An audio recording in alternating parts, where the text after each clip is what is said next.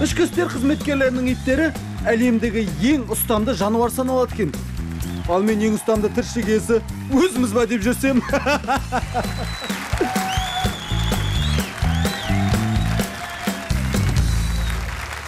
Ассаламағалейкум. Қалада тұрса да көршісін танитын, ауылда тұрса да туысымен тату ағайын. Қараша желтоқсанмен сол бір-екі ай, қыстың басы бір ерте, біреу жай деп абай айтқан айдың басы. Аяз, қар, шана, қолғап, гамаш, кальцонның дәуренін ресми түрде ашық деп жариялаймын. Әйтеуір дәм төзің таусылмаса, уақыт сені күймесіне салып, желдіртіп жүре береді екен ғой. 2016-ның келіп қалған айтамда. Былтырғы тілегімнің бәрі орындалды ма? Былтыр 1 қаңтардан бастап мүлдем жақсы адам болам дегенім қайда? Ойбай, өзіме қоятын сұрақтарды дауыстап айтып жіберіппін. Бұған әркім күбірлеп ішінде жауап беру керек шығар. Ал әзірге аңдатпадан біз бастадық. Бүгінгінің батыры, мына бейнеден кейін сізде өзгересіз. Уәде берем. Әбілқат Еспаев ағамыз 90 жасқа толар еді. Құрманәлі Қалдыбек естелік айтады. Сұлулар сайысы, әдеттілер шеруі, білімпаздар байқауы, бойшаңдар тартысы, бәрі де Мисс Қазақстан. Қазақстандағы шетелдіктер отандық құндылықты сырт көзбен бір қарап көрді. Орталық хабар, осының бәрі. Сөз бермеңіз, ой теріңіз.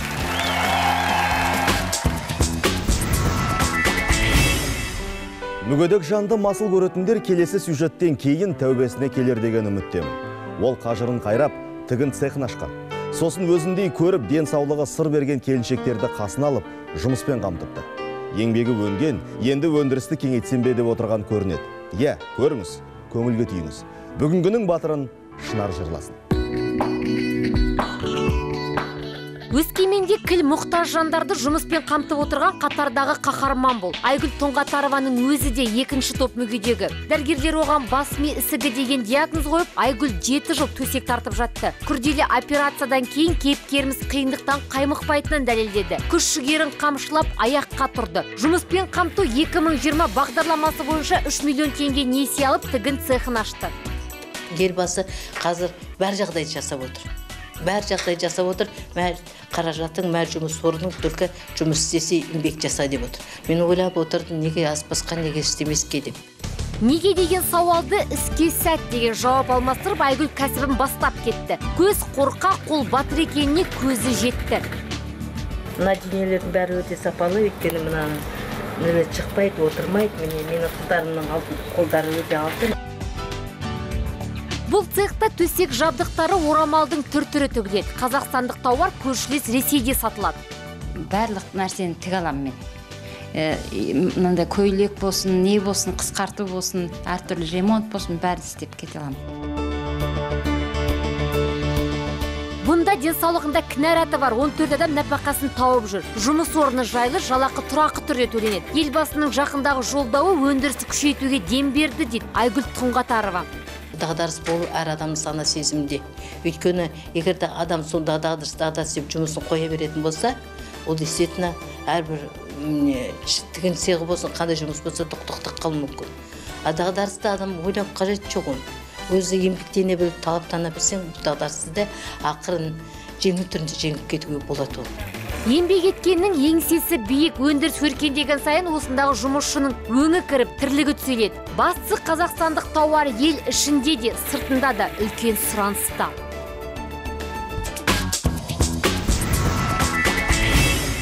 Ауылының аты Апиынды бұлақ, лақап аты азаттықтың жаршысы. Атаң өлсе өзің ата боларсың, ешқашанда отан өле көрмесін. Деген өлеңімен әйгілі ақынға Мұқағалидың өзі сәт сапар тілеген екен.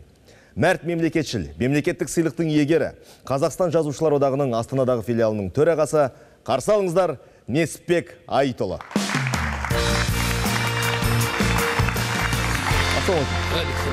Қош келдіңіз аға.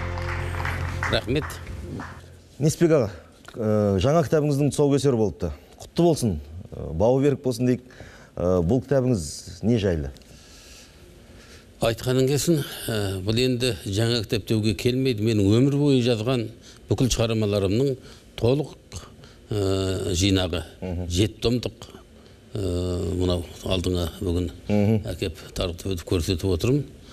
Осы 7 томдықтың ішінде осыдан 50 жыл бұрын өлең жаза бастаған сәтімнен бүгінгі дейінгі барлық қаламнан тоған дүниелерімнің дерлігі осында кірді. кейінгі жазған шығармалардың біразы болмаса, 50 жылдық еңбектің жемісі осы, 7 том.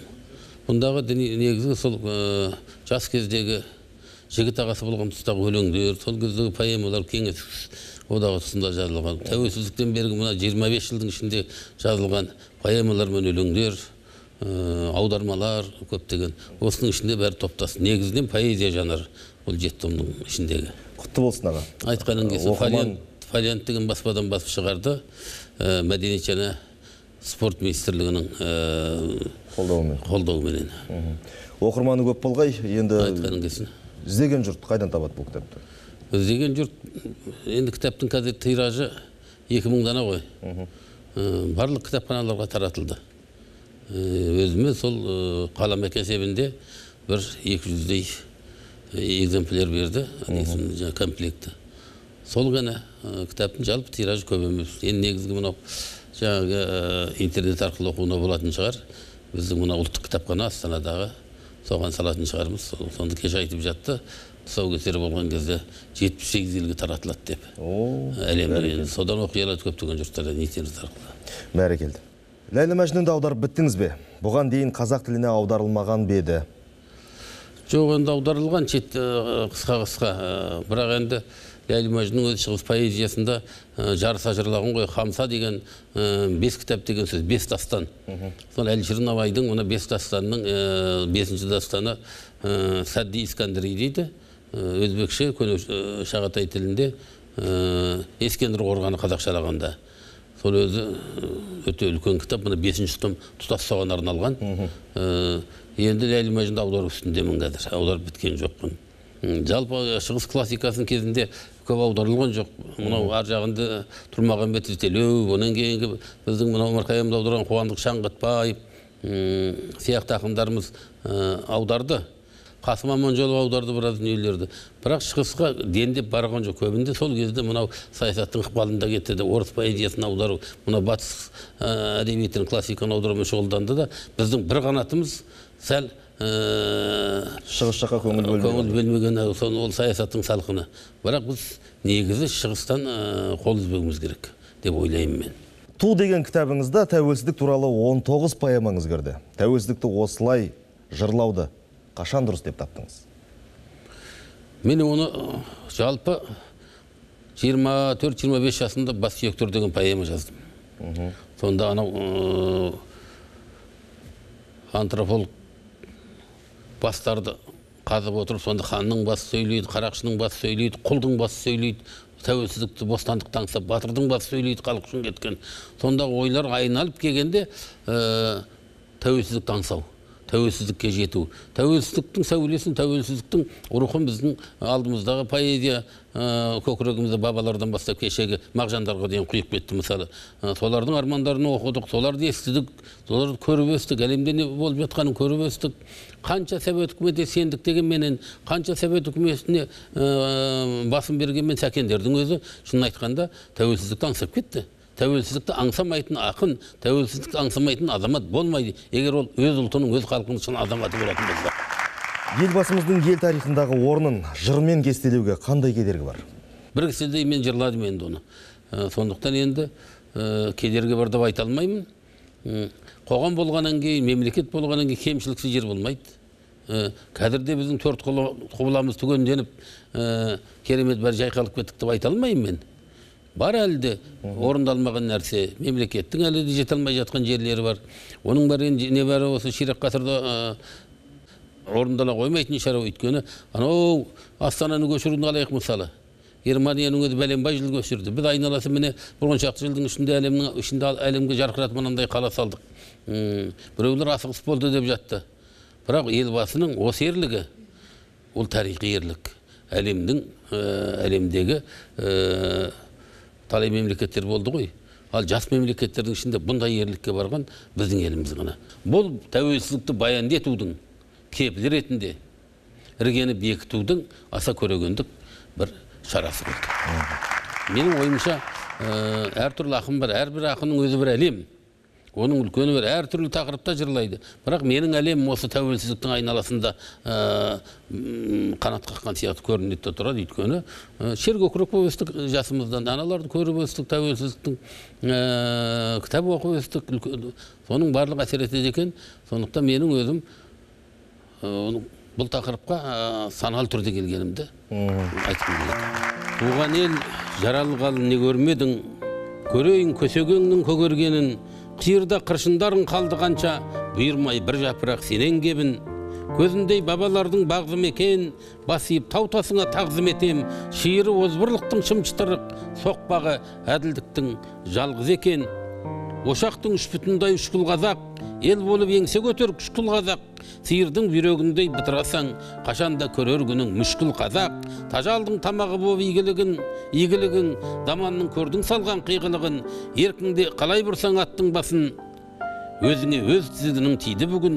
Жүндеген жуанды да жуасты да, бодандық батты мәңгі су астына. Ұлт болсаң ұятың бар, иманың бар, ал енді жиналыңдар ту астына деп. Жырлаған едік бір кезде. Сондықтан Құдайға шүкір, халық қазір бір тудың астында, бір тілектің үстінде. Қазақстанға қазір береке орнады, бірлік орнады, әлемге танылды. Осының арқасында ел болып отырмыз. Мынау енді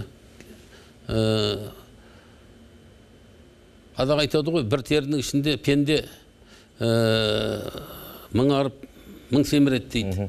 Ол ел болғаннан кейін бірде тоқ болады, бірде орта құрсақ болады. Бірақ ең ұлы байлық, ең ұлы жеңіс, ең ұлы уақыт ол басыңның бостандығы, ұлтыңның бостандығы. Сондықтан мен осы мәңгілік ел боламыз деп армандап отырмыз ғой. Халқымның осы арманына жетуіне тілектеспін. Еліміз аман болсын, елді басқарып отырған азаматтар аман болсын, тәуелсіздігіміз баянды болсын, іргеміз берік болсын, халқымыз аман болсын. Айтқаныңыз келсін, дайым солай болғай. Ең бастысы заманымыз тыныш болсын.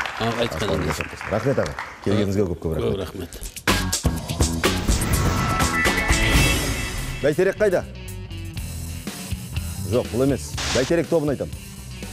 Бұл топтың әнін соңғы рет қашан тыңдап едіңіз? Ал құлашта бұрғанда естен тандыратын Мұхтархан Ділдәбековті өмірде не экранның арғы жағынан соңғы рет қашан көрдіңіз?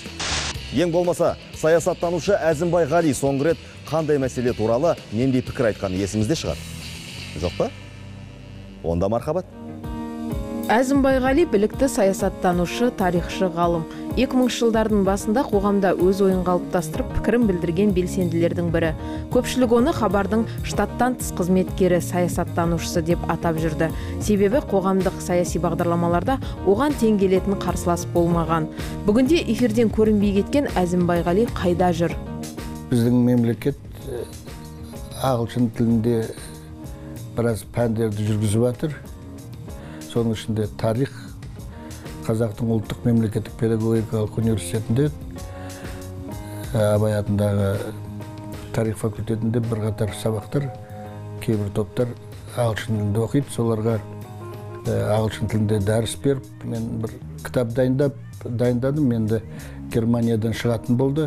Көгілдір экраннан көрінбей кеткен Әзімбай ағамыз қазір әлемді аралап, тарихпен танысып, зерттеу жұмыстарымен айналысуда. Бір бағытым ол араб әлемін зерттеу, ол үшін араб тілін тәуірлеп жүрмін, жақсартып. Соның кейін арабтарға сабақ берем, шетелдік. Өзім араб тілін жөндеу үшін ағылшын тілін сабақ беріп, араб тілін кішкене жөндеймін.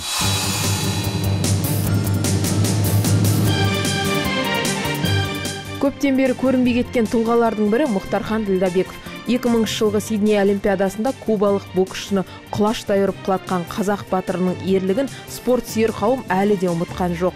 Әуесқой бокстан әлем чемпионатының күміс жүлдегері үлкен спортқа 18 жасында келген еді. Ауылда көкпар тартудың шебері болған ол, ауыр салмақтағы бокста аз жылдар ішінде үлкен жетістіктерге жетіп үлгерді.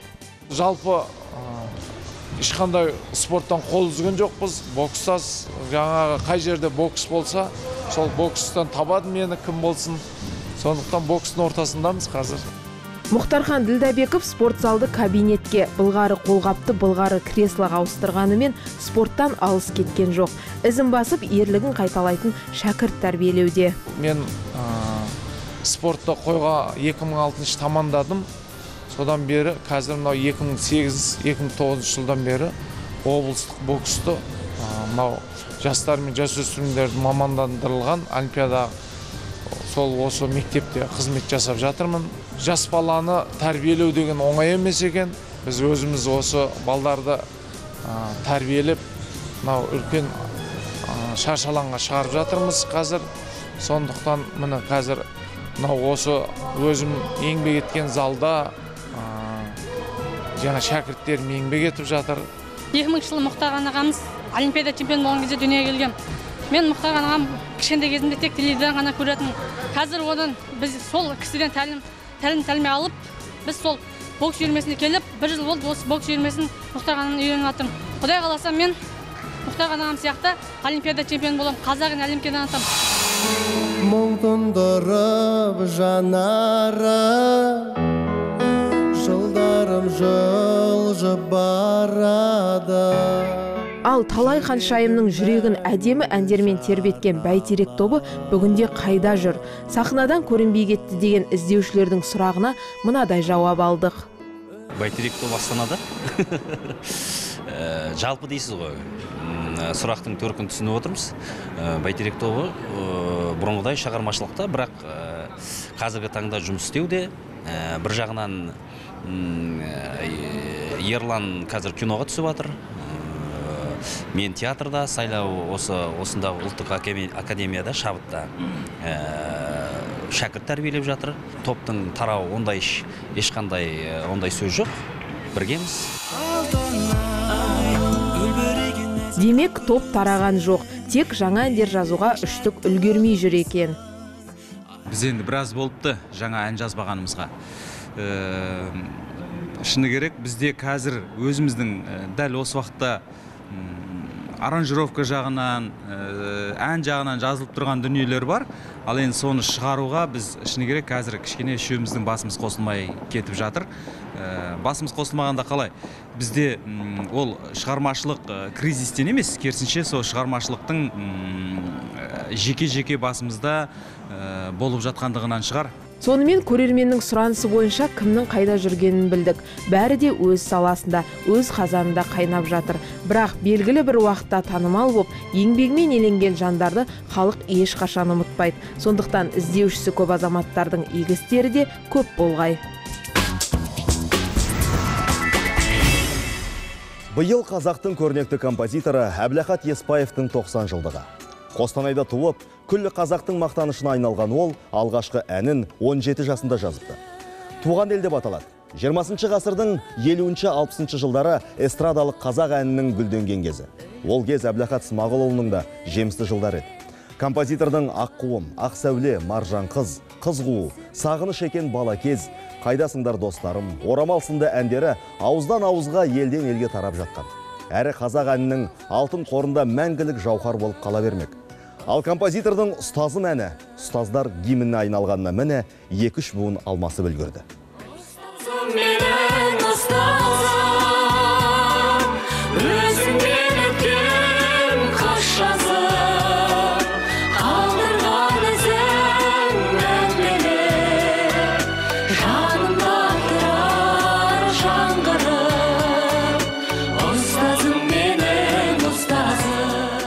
Әрбір қазақ өз ұстазына лебізін Әбілахат ағамыздың осы әнімен жеткізіп келеді, жеткізе де берсін.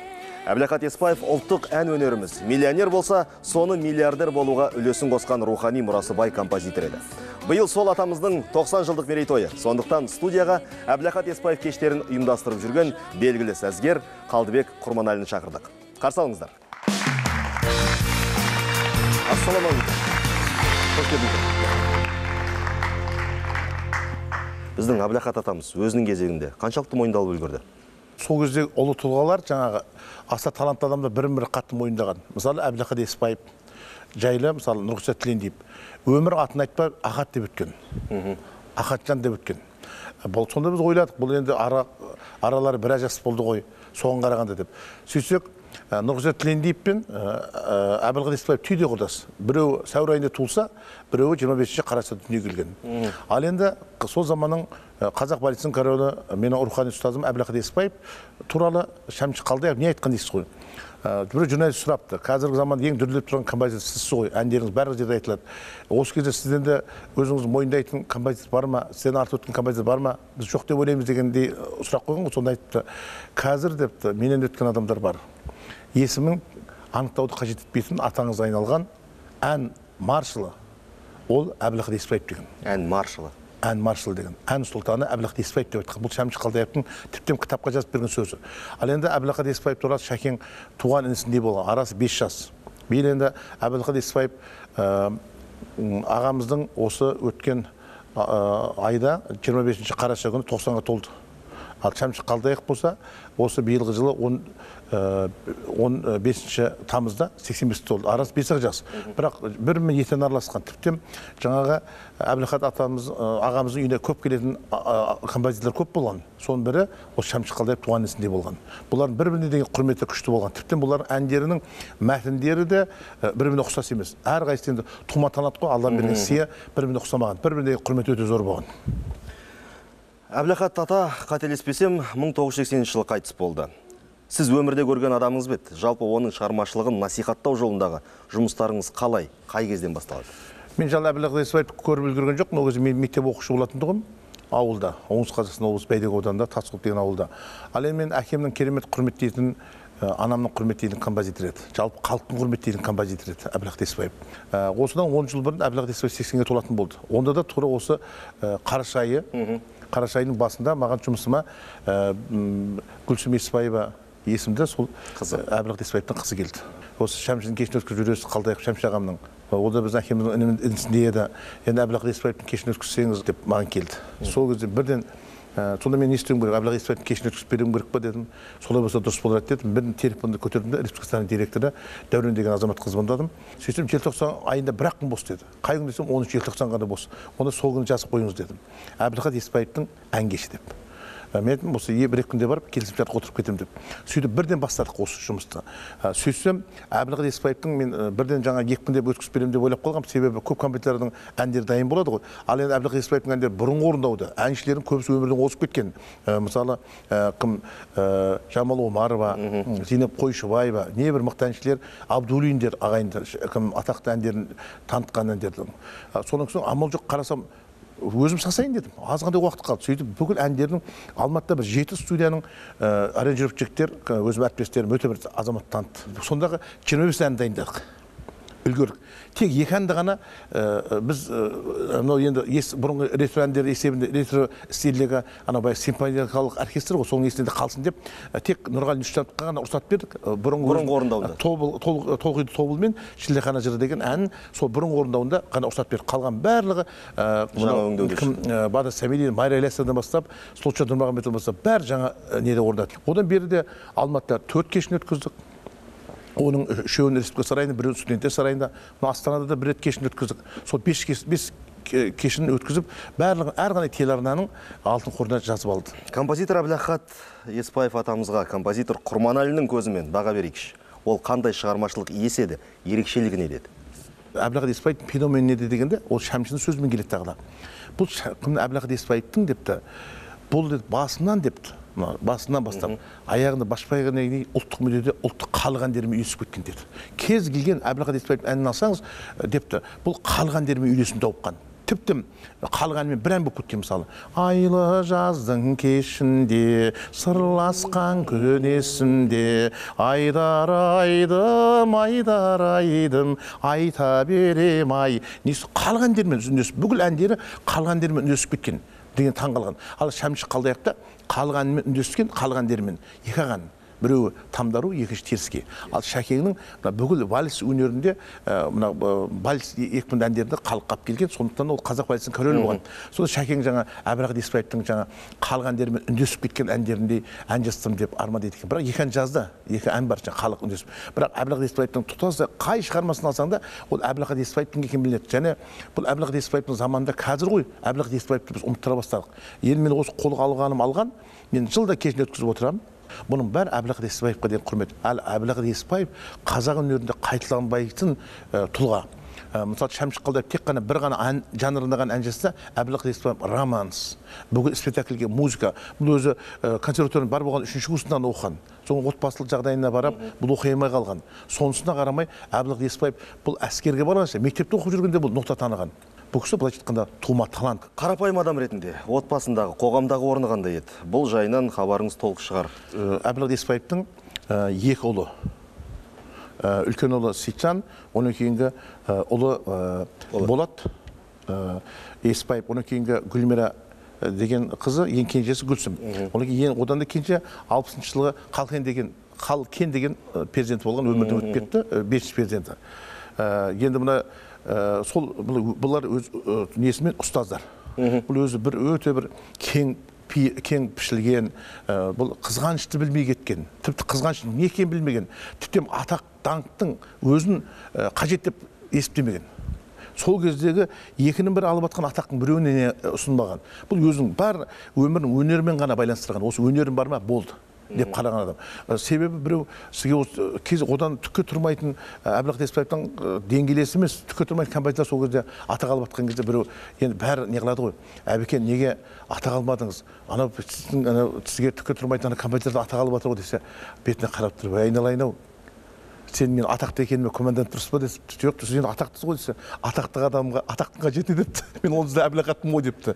Міне сондай жомарттығы. Ешкімнен бар ешкімнен бар атақ сұрамаған. Міне Шәмші Қалдаевта сондай болған. Әбілқайыр атамыздың жалпы білетіні бар, білмейтіні бар, қанша әні бар бас аяғы?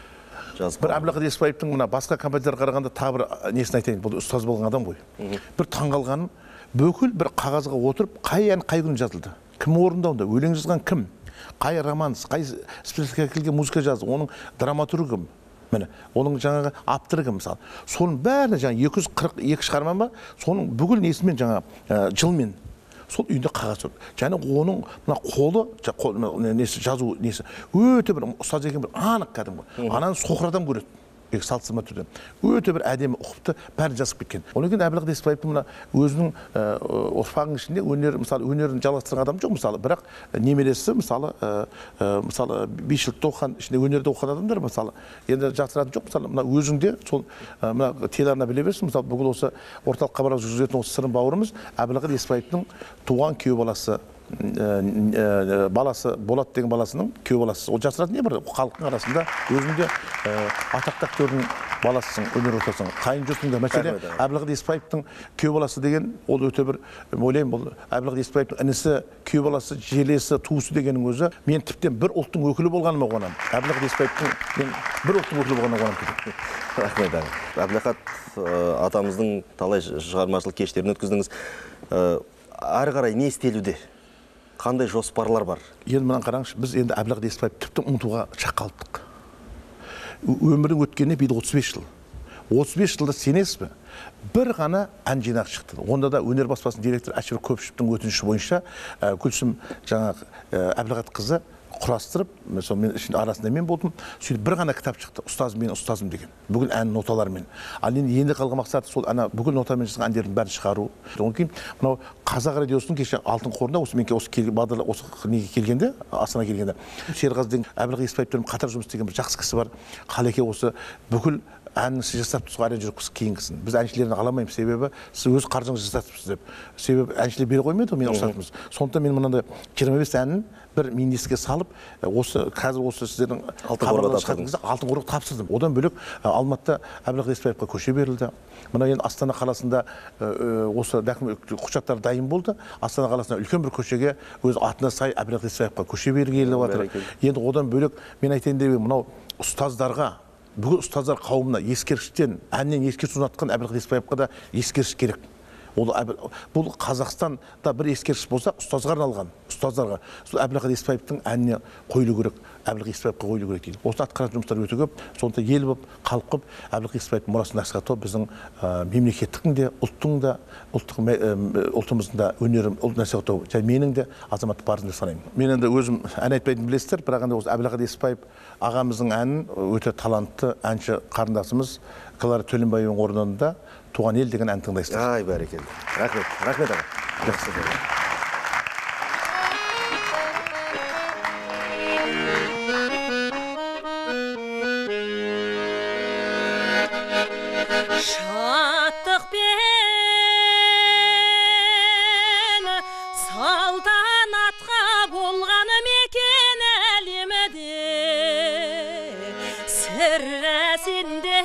жан бар мекені туған қошағың басқа пана жанға сая адамығы асылы ғана бір сен ғана туған жадыраған жайнаған бейбіт өмір айналам өз елім гүлденіп еңбекпенен қайнаған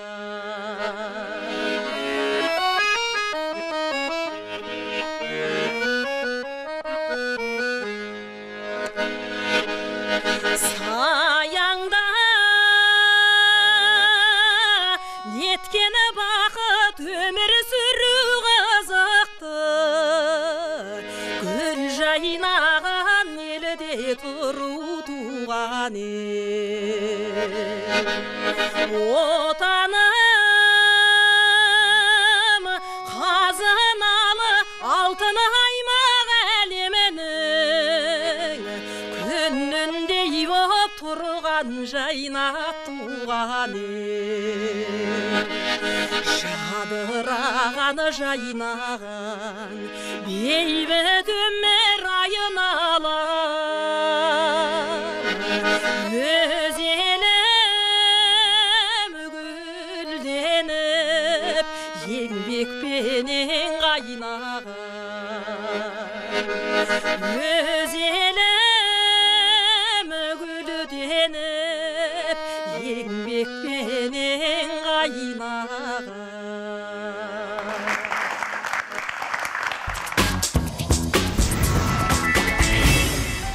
Қазақ елі, тыныштық, тұрақтылық. Білетіндер бұл үш құндылықты елбасымен байланыстырады. Білмейтіндер кемде-кем. Ал түйсіну үшін данышпан болып туудың қажет шамалау. Осы елдің отын отап, суын ішсе жеткілікті. Мен ғана емес, Қазақстандағы шетелдіктер де осылай ойлайды екен. Ауғанстан мен Қазақстан арасында 2009 жылдан бері білім беру саласы бойынша ынтымақтастық бар. Ауғанстандық студенттердің білім алу үшін үкімет $50 миллион қаржы бөлді. Бүгінде Астанадағы Гумилев атындағы Еуразия ұлттық университетінде 422 шетелдік студент болса, оның 25-і Ауғанстаннан келген. Солардың бірі Абдул Рашид Хайдари. Мен Афғанстанда Сибирьде тұрамын, Тахар олайат дейді. Қожағар аудандық ошонда тұрамыз біз. Онда мені әкем ол мектептен сабақ айтады, бірақ ол диқаншылық қылады. Екінші курс студентінің айтуынша, Қазақстанда білім алып, ғылыммен айналысу үшін мүмкіндік мол. Мен үшін Қазақстан өте қауіпсіз, Қазақстан өте тыныш. Қазақстан еш странамен қалай проблемасы жоқ. Бәрісі олай жағдай жақсы. Бәрі халықтар тыныш болып, бір-бірсімен дос болып жүреді. Иә, досы көпті жау алмайды, ақылы көпті дау алмайды. Тыныштық пен тұрақтылықты ту еткен қазақ еліне 5 жылға білім алу үшін келген ауғандық азамат өз отанындағы тұрақсыздық туралы көп ойлайды, тыныштығын тілейді. Болашақ қазір ешкім білмейді, бірақ егер өзім уәтенім тыныш болса, бар онда жұмыс істеймін деп өзім істеймін. Егер болды Қазақстанда жақсы жұмыс табылды, Қазақстанда өтіп қаламыз. Ал Натан Вейссер есімді голландиялық азамат Қазақстанға осыдан 10 жыл бұрын келіпті. Мен 2 жыл Қазақстанда боламын, көрем, жер қандай, адамдары қандай. Ойламаптым сол кезде мен ары қарай 9 жыл өтіп кетеді, мүмкін 10 жыл, одан да көп өтіп кеткен уақыты болмаймын. Онда сол кезде ойларым болған жоқ. Осылай ойдағыдай орнығып қалған ол, алғашында 3 жылдай қазақ отбасымен бірге тұрып, тіл үйренеді, кейін көздеген мақсатына жету жолында ерікті түрде еңбек етті. Мақсатым сол кезде ауру балаларға, кемтар балаларға көмек беруге келдік. 2009 жыл бірнеше әріптестермен біз Қазақстан бойында серуен жасадық. Сол кезде Чимкентке бардық, Ақтөбеге бардық, Астана бардық. Астанада, Ақтөбе, Астана жақсы таныстарым болған. И сол кезде Астана негізі басқа фондта маған жұмысқа шақырды. Натанның мамандығы эрготерапевт. Мүмкіндігі шектеулі балалардың денсаулығын сәлде болса жақсартып, олардың оңалып кету үшін арнайы құрылғылар мен жаттығу жасайды. Ой, байқа, жақсы. Жақсы. Бүгінде екі балаға әке атанған Натанның жұбайы да голландиялық, бірақ Қазақстанда танысып, қазақ жерінде отау құрды.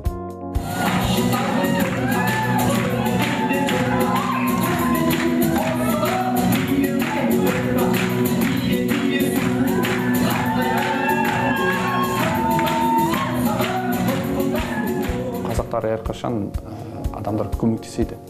И мен де сол сияқты міне ауылда болған кезінде тіпті өте жақсы уақыт өтті. Сосын әрине менде қазақтарды да жақсы көріп қалдым. Сосын не үшін кетемін? Осы жерде жақсы, осы жерде егер мүмкіндік бар болса, осы жерде боламыз. Натанның ата-анасы да біздің елде бірнеше рет қонақ болыпты. Оларды ауылда жақсы көреді. Ауылда былай отырып, қонақ жайлы, чай ішіп, самоварды жақсы көріп қалды. Менің әкем негізі самоварды өзіміздің елімізге алып кетті. Қазір менің әке-шешем Голландияда самовармен чай ішеді. Олар өте Қазақстанда елге құрмет етеді. Бұл азаматтың басқалардан бір ерекшелігі байлығы. Сармановтардың үйлерін ол менің отбасы болып қалады. Отбасы сияқты. Мен қазір мысалы мен голландец деймін, мынау қазір менің әке дейді, сен төресің, сен біздің хандарымыздың ішінде жүресің, біздің ұрпағыдарсың. Сол өте күшті маған. Мен қазір негізі қарасам, мен өзімнің әкешелерім бар, әйелімдігін қайын әке, қазақ әкешелерім бар екен. Өте бай адам. Әрине, байлық емес, бірлік байлық демекші, елдегі тыныштық пен тұрақтылық, ынтымақ қай халықтың болмасын ең қымбат қазынасы. Бұл жігіт былай қарасаң тынық мұхитының, енді былай қарасаң Атлант мұхитының ар жағында. Әйтеуір жердің келесі жарты шарында туған. Туған басқа, тілін айтсайшы, қазақша. Тілін қош, мекені Астана, ал қызметі Назарбаев мектебінде. Сіздерге Габриэль Магуайрдың өзін шақырып отырмыз. Қабылыңыздар.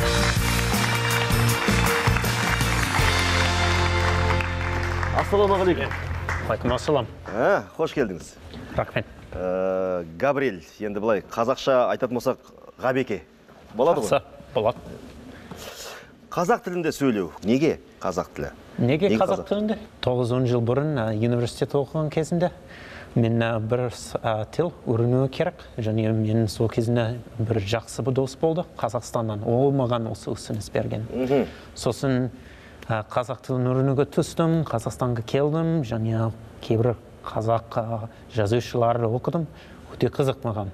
Қазақта сырт көз сыншы деген мақал бар. Сырт көзбен қарағанда біздің жетістігіміз қандай, және ұлт ретінде кемістігіміз қандай? Бетім айтшы, шыдап бағып отырсайын.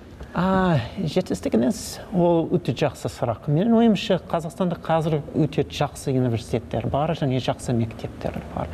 Мысалы, мен бір апта бұрын Өскемен қаласында болдым, және сол жерде Назарбаев интеллектуальный школаға бардым, және қазақ-түрік лицейге бардым, қазақ университеті мысалы жарнама жасау үшін. Бірақ менің ойымша ол жерде оқитын студенттер өте жақсы, және мұғалімдер өте жақсы. Содан таң қалдым, және меніңше қазір Қазақстанда бұл қалай білім беру панасында үлкен жетістіктер бар. Ол енді жетістігіміз, ал кемшілік жағымыз ше? Ой, айтпаймын ғой. Неге? Неге? Қонақпен ғой. Жарайды, оғанда мақұл дедік. Той қазақтың қазынасы дейді, естіген шығарсың. Қазақтың тойларында болдың ба? Болдым. Сіздер де Америкада тойда кредит алып жасай ма? Ондай бар ма? Шынында айтсам, кейбірлер кредитпен жасайды. Қазақтың енді біздің дастарханымыздың ұлттық тағамдарымыздың бәрін осыншама жылдың ішінде дәм татып шыққан шығарсың. Жаныңа жақын, өзіңе ұнағаны қайсысы? Өзіңе ұнаған ет. Ет. Түсінікті. қазақ әдебиетінен сабақ бересің? Шынында мен әлем әдебиетінде сабақ беремін. Әлем әдебиеті? Иә, қазақ әдебиетті оқимын, бірақ негізінде сабақ әлем әдебиетінен беремін. Ал қазақ әдебиетіндегі қай өкілі өзіңе қатты ұнайды, қазақ әдебиеті? Менің ойымша Бейімбет Майлин өте жақсы. Неге? Неге? Себебі ол өте жақсы, ол қазақтың бетіне жақсы көрсетеді. Және оның ойлары өте қызық болған. Қай әңгімелерін жаныңа қатты ұнады? Қарашылық. Және шүгінің белгісі жақсы. Шұғаның белгісі. Түсінікті. Ғабеке, енді мынау бүгін күні кеше ғана біздің Қазақстанда үлкен мереке өтті. Ол 1 желтоқсан Қазақстан Республикасының тұңғыш президенті күні. Және алдымызда тағы ұлық мерекеміздің бірі бұл тәуелсіздік күні. Сіздерде шатаспасам ол 4 шілде. Иә, 4 шілде дұрыс айтасыз. Екі үлкен мерекенің тоғысқан бір қиылысында отырсын деп айтсам да қателеспеспін. Мереке құтты болсын. Ал сіздерге құтты болсын. Сіздерде жақсы ел бар, өте қонақжайлы ел. Ал және осы Союз кезінен кейін әрине үлкен жетістіктер бар. Сондықтан сіздерге құттықтаймын. Рахмет, Ғабеке, көп-көп. Жақсы күндерде кездескенше. Сұлулар сайысы ма? Бәлкім ақылдылар аламан шығар. Әлде әдеттілер шеруі, білімпаздар байқауы, бойшаңдар тартысы ма? Бәрі де. Шараның атауы Мисс Қазақстан, мазмұны жаңа ғана өзім айтқан түрлі сынақтан сүрінбей өтуі. Мәні шын аруды таңдау. Ендеше, мархабат. Биыл Қазақстан аруы атағын таласқа салатын 30 бой жеткен. Яғни осы 30-дық. Олар тартысқа түспес бұрын тартымды іс қылды. Әуелі республикалық қан орталығына барып, донор болуға ниет білдірді. Өзім талпындым, енді басқаларды да шақырамын донорлыққа, өйткені адамдарға көмек керек. Алматылық Әселдің өзім талпындым деп тұрғаны мынадан. Бұған дейін қан тапсырмақ болған, бірақ дәрігерлер рұқсат етпеген. Қан аздық 30-на ортақ диагноз. Я самый счастливый донор. Донор болуға жарағандарының бақыттан бас айналып жүр. Еңбектің еш кетпегені. Менің қаным біреуге іске жарайды деп ойлаймын. Және де мен өте қуаныштымын осындай акцияға қатысып жатқаныма. Бастаманың мақсаты бойжеткендердің донорлығынан бұрын басқаларға ой салу. Тек қана арулар ғана емес, әрбір Қазақстан азаматы біздің келіп, қан орталығымызға келіп қол ұшын берсе, біз оларды құшағымызды кеңінен қарсы алып күтер едік өзіміздің қан орталығымызды. Арулар араға күн салмастан балалар үйіне бас сұқты. Сыйлықтарын тарту етіп, бүлдіршіндердің өнерлерін тамашалады.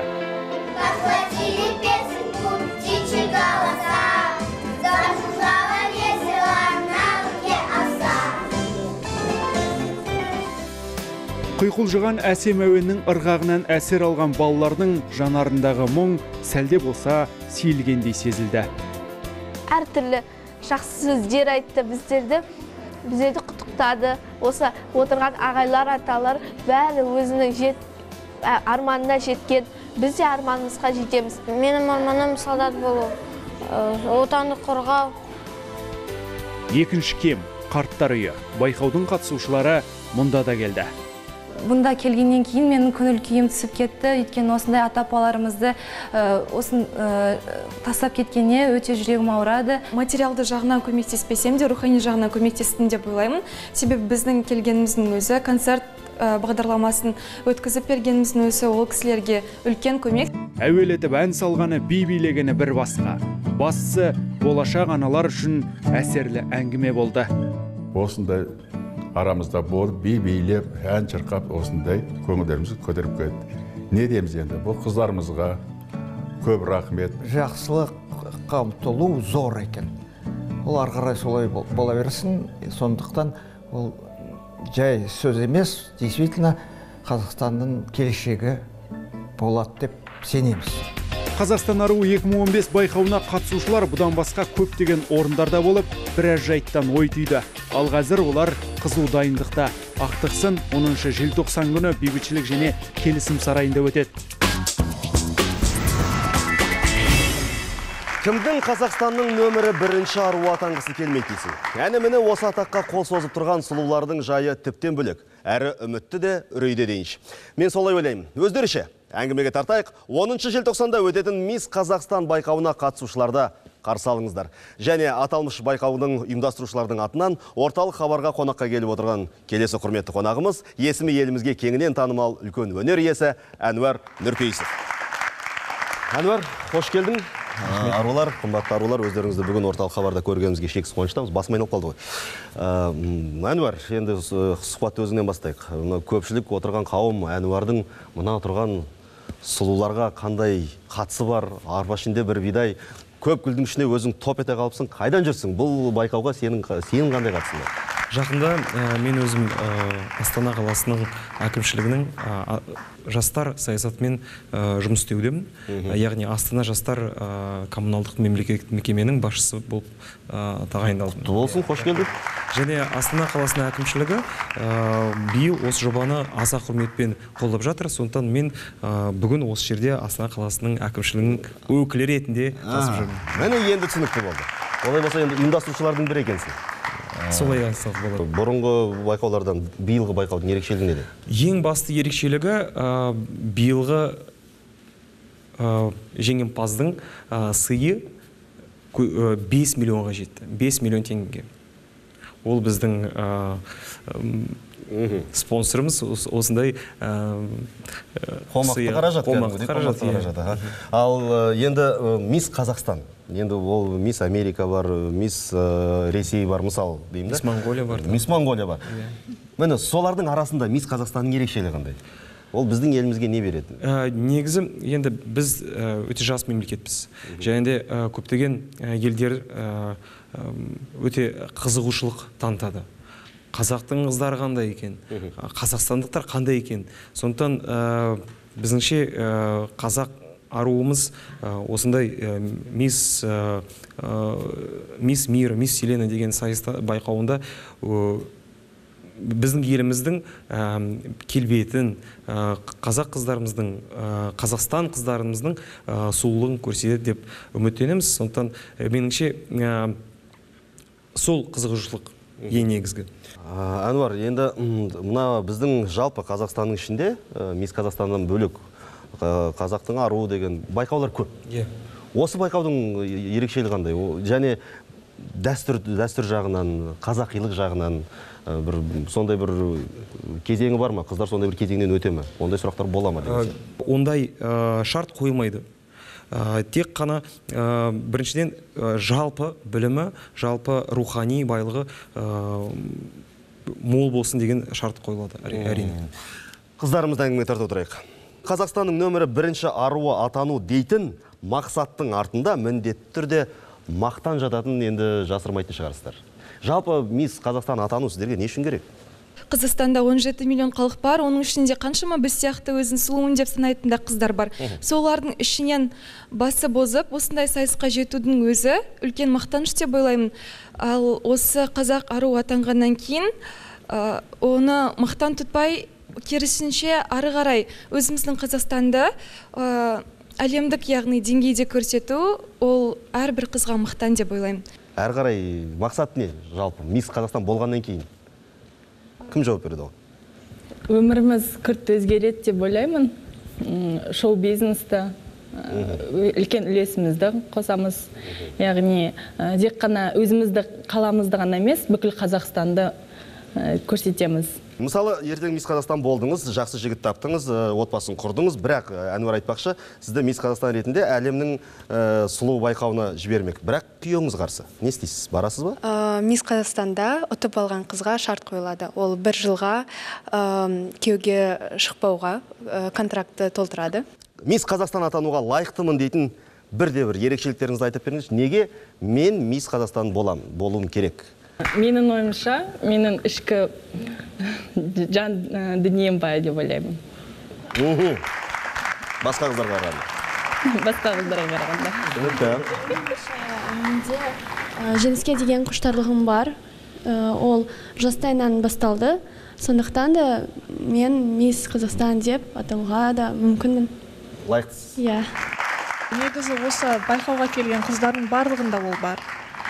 Бірақ біз оны дұрыс көрсете білу керекпіз. Әділқазы мүшелеріне қайсысы өзін жақсы жағынан көрсетеді, сол жеңіске жетеді. Мына жалпы Мисс Қазақстанға қатысатын қыздардың арасында жас жағынан шектеу бар ма? Ең бірінші шектеулік ол бой. Бойы 170 сантиметрдің аласа болмау керек. Қыздардың арасында ең жасы кім? Ең жасы сұрамай қояйық, ең жасын сұрайық. Ең жасы ол Шымкент қаласының аруы 15 жасар. Біздің кім? Қошемет көрсетіп қояйық. Есіміңіз? Сәлеметсіз бе? Мен есімім Жеңісбек қызы Балым болады. 15-тесіз? Иә. 15-те әлі жап-жассыз ғой. Сізге неге керек миске қатысу? Мен кішкентай кезімде 5 жасымда кішкентай Мисс Қазақстан болғанмын. Сол кезде менің бір ғана арманым болған. Осы үлкен сайысқа келу еді. Мен ойымша, мен өз арманыма жеттім деп ойлаймын. Өткені мен осы 10 жыл бойы осы сайысқа дайындалып келдім.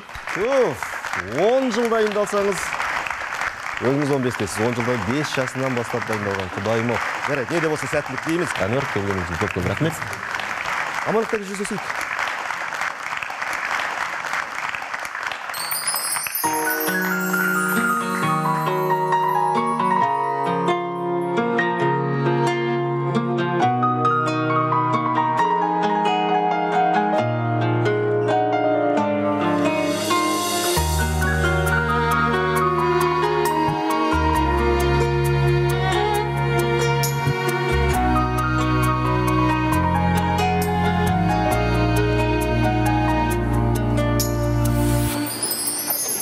Әуелден қыз өмірдің қызғалдағы, сұлу жар ер жігіттің ізгі арманы. Қызықса сұлулыққа қызыққаны, қызғанса сұлулықты қызғанғаны. Жат жұрттық қой қыз дегенім, сол болар қалыңдыққа іздегенім. Жақсы жар жан бағымды жаз етеді, ойлама көңіліңе күз келерін. Болғанда қабағыңа ажарың күн, бақыты ортаймайда базарымның.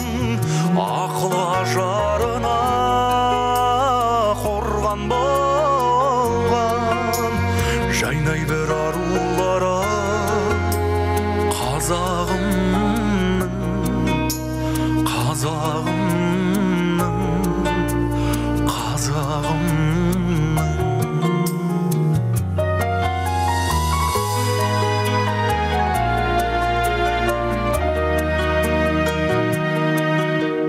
Ана ғой қыз балам болашағы, аруға ана болу жарасады. Сұлуды тілегізгі жүрегізгі, жар еткен азаматтың бағасады. Болғанда қабағыңа ажарың күн, бақыты ортаймайда базарымның. Ақыл ажарына қорған болған, жайнай бер арулары қазағымның, қазағымның, қазағымның.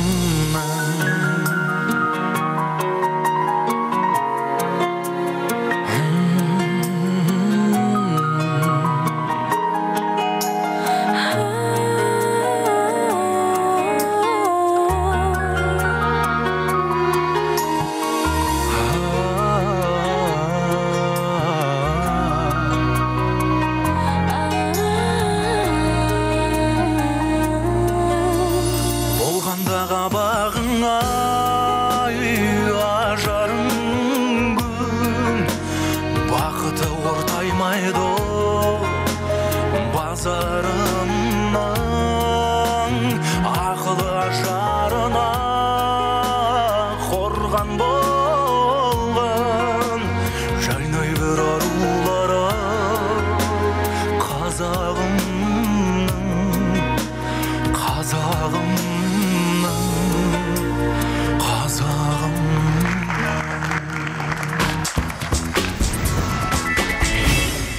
Ғаламторға құдды балаңның қызығына тоймағандай үңілетін болып алдық. Осал жерімізді тап басқан әлеуметтік желіде салушы мен көрушінің басын айналдыруға шеберақ. Тағы не бар, тағы не жүр екен деп телміріп отырғаның. Алысқа бармай-ақ осындағы мөлдірдің шолуын алып қарайықшы.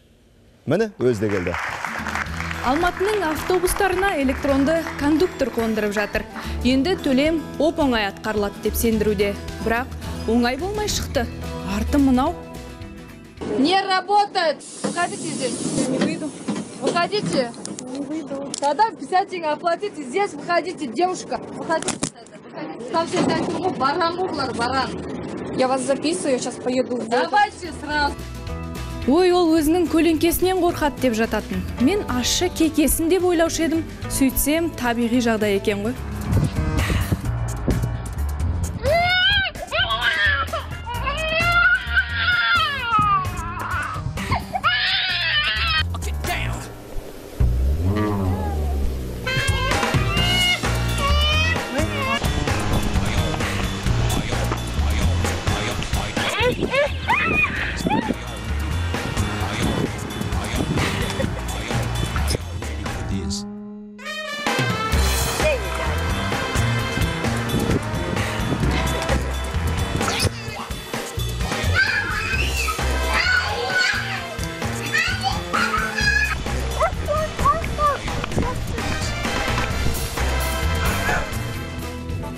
Маймыл бала ең әуелі анасын шалқасынан түсіргеніне дауым жоқ. Ерекше өнермен емес, биікте тұрған тәтті тәпсекті оңай олжалай алатын мүмкіндігінің шектеусіздігінен. Қараңыз.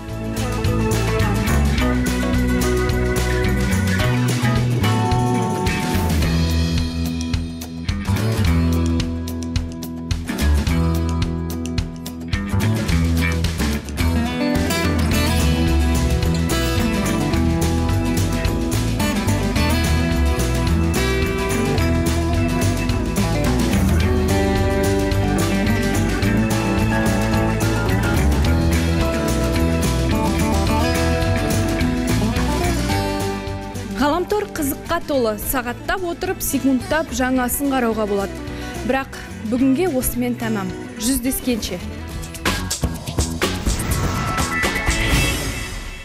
Өткен аптаны шолдық, алдағы аптаны барладық. Ештеңені қапыда қалдырмаған секілдіміз. Қазір телекоржынымды тағы бір тақырлап шолайыншы. Так, мынау не? Бұл не? Өзім де білмейді екенмін. Бірге көрейік. Бейжің фильм академиясында оқып жатқан Арысбек Нұрхан есімді қазақ жігіт мынау қысқа метражды анимациясымен қалың жұртты қайран қалдырды. Қазірдің өзінде әлеуметтік желілерде бұл туынды миллиардтарды таңғалдырған туынды деп бағаланып жатыр. Расында жапондық аниме стиліне жақын. Демек, өтімді форматта бейнеленген мультфильм бала мен қасқырдың арасындағы тартысты негізге алады. Биыл Қазақия 2015 блог сапарына қатысқан шымкенттік Мейірман Сауранбек бір күнде танымал болып оянды. Себебі ол үйлену тойында лимузин жалдап кортежбен көше аралаудың орнына балалар үйіне барып, жетімдерге дастархан жайды. Келінге сәлем салдырып, көңілі қаяуларды жұбатыпты. Ақыл жастан деген үлгі аларлық іс. Ал Ермек Тұрсыновтың әзірге соңғы фильмі «Жат» Эстонияда өткен Қараңғы түндер кинофестивалінде Нетбак сыйлығын алыпты. Бұл осы байқауда ең үздік азиялық фильмге берілетін марапат. Ендеше құтты болсын. Ал әдептен озбай, уақытты созбай, абырой барда сіздер тұрғанда бағдарламаны аяқтап тастайды. Елдің бәрі үнемшіл болып алыпты ғой. Мен де сіздерден ақылды сөздерімді осы жолы аяқталайыншы. Өзіме қалсын. Келістік қой. Олай болса, аптайын алып жүздескенше.